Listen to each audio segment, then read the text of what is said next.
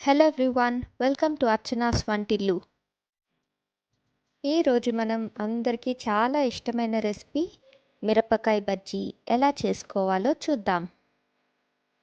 మిరపకాయ బజ్జీ అంటే అందరికీ చాలా ఇష్టం.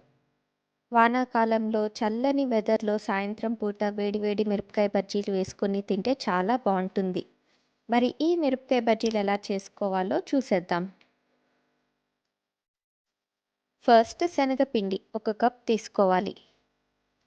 తర్వాత బియ్యం పిండి 2 టీ స్పూన్స్ వేసుకోవాలి. మీరు శనగపిండి కనుక 80% తీసుకుంటే బియ్యం పిండి 20% తీసుకోవాలి. మిరపకాయ బజ్జీలు వేసుకోవాలి అంటే కంపల్సరీ పిండిని జల్లించుకోవాలి. ఈ రేషియోలో కనుక తీసుకుంటే బజ్జీలు క్రిస్పీగా కూడా ఉంటాయి. ఇప్పుడు జల్లించిన పిండిలో 1/2 టీ స్పూన్ బేకింగ్ సోడా లేకపోతే తినే సోడా వేసుకోవాలి. తర్వాత సాల్ట్ 1 టీ స్పూన్ లేదా రుచికి సరిపడినంత వేసుకోవాలి. కారం 1/2 టీ స్పూన్ వేసుకొని వాటర్ కొంచెం కొంచెం వేసుకుంటూ పిండిని కలుపుకోవాలి. వాటర్ కనుక ఒకటేసారి వేసుకుంటే పిండి పల్చగా అయిపోయే ఛాన్సెస్ ఉన్నాయి. మామూలుగా మనం బజ్జీ పిండి కన్సిస్టెన్సీలో కలుపుకుంటే సరిపోతుంది.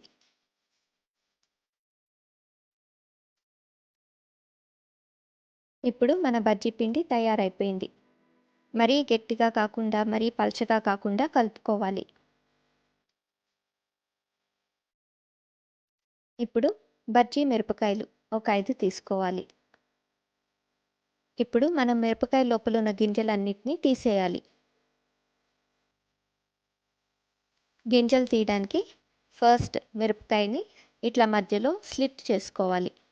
కట్ చేసుకున్నాక మిరపకాయను ఓపెన్ చేసి దాని లోపల ఉన్న గింజల్ని కత్తితో తీసేయాలి. ఇవి బజ్జీ మిరపకాయలు కాబట్టి కారం ఎక్కువ ఉండవు.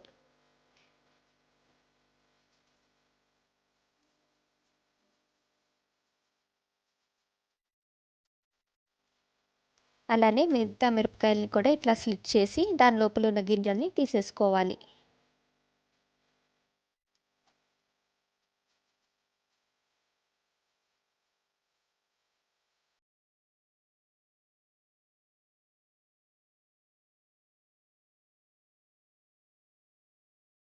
ఇప్పుడు గింజలు తీసేసిన మిరపకాయలు కూడా రెడీగా ఉన్నాయి.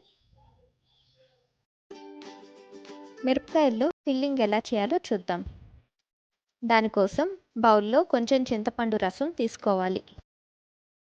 ఇప్పుడు చింతపండు రసంలో 1/2 టీ స్పూన్ జీలకర్ర వేసుకొని కలుపుకోవాలి.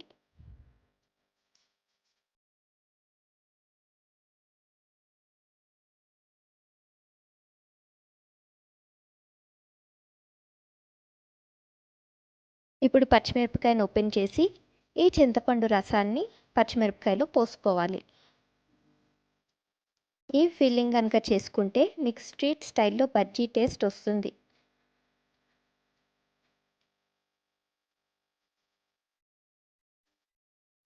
అలానే మిగతా మిరపకాయలన్నిటిలో కూడా ఈ చింతపండు రసాన్ని వేసుకోవాలి. ఇప్పుడు మన బజ్జీకి మిరపకాయలు కూడా రెడీగా ఉన్నాయి.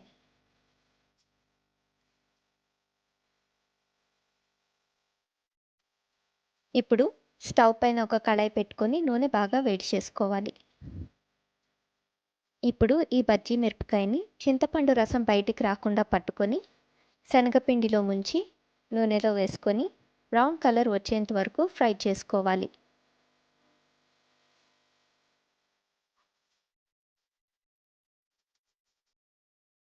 అలానే మిగతా బజ్జీలన్నీ కూడా ఆయిల్లో ఫ్రై చేసుకోవాలి.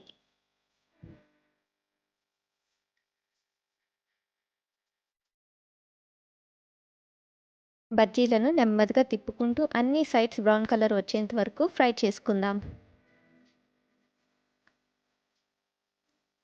ఇప్పుడు మన బజ్జీ ఫ్రై అయిపోయింది.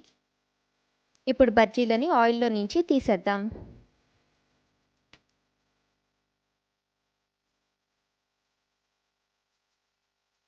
ఇప్పుడు ఈ బజ్జీలని సర్వింగ్ బౌల్లోకి తీసుకోవాలి. ఒకవేళ ఆయిల్ కనుక ఎక్కువ ఉంటే టిష్యూ పేపర్ మీద వేసుకోవాలి. ఈ బజ్జీల్ని ఈవినింగ్ టైం కనుక వేడివేడిగా సర్వ్ చేస్తే చాలా బాగుంటుంది. ఈ బజ్జీల పైన చాట్ మసాలా వేసుకొని ఆనియన్స్తో నంచుకొని తింటే చాలా బాగుంటుంది. మరి మీరు కూడా ఈ రెసిపీని మీ ఇంట్లో ట్రై చేసుకోండి.